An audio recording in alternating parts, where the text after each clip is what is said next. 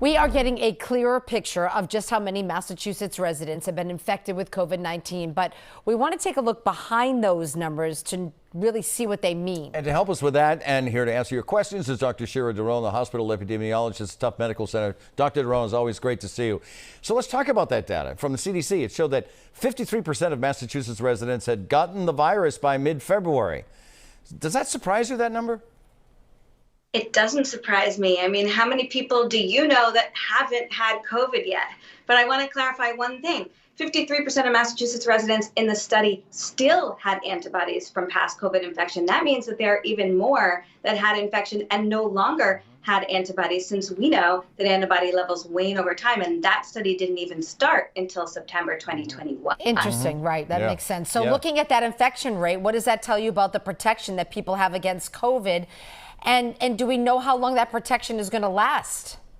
So those who've been infected and have antibodies, so that 53%, are somewhat protected from infection. And those additional people who don't have antibodies but have been infected likely still have that cellular immunity that we talk about that's protective against severe disease. Now, we know that protection against infection is fairly short and very much dependent on how similar the variant you were infected with is to the circulating variant. But the protection from severe disease is impacted less by variants, and experts think it could last years. We just don't know for sure. Dr. Doron, whatever happened to herd immunity? Early in the pandemic, we talked a lot about trying to reach that herd immunity through vaccination, and it didn't happen, I guess. So do you think we'll get there through infection and recovery? Is it even still a goal?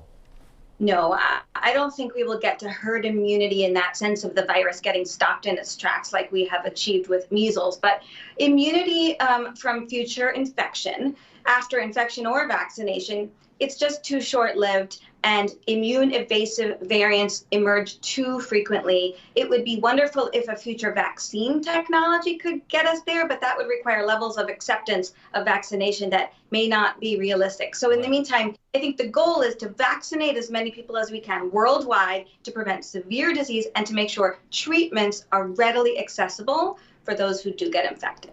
Can we try to put this in perspective? How does this rate of infection compare to other viruses that we faced in the past, Doctor?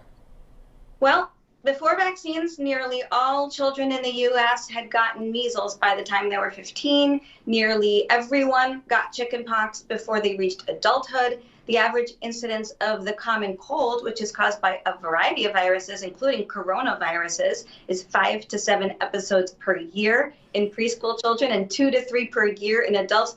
Those respiratory viruses are hard to contain, and not everyone agrees with me, but I do think that everyone is going to get this virus. You believe that everyone is going to get this virus? At some point in their lives. Well, Dr. Doron, on that cheery note, thank you so much for joining us. Thank you, Doctor. We appreciate your perspective. Thank you.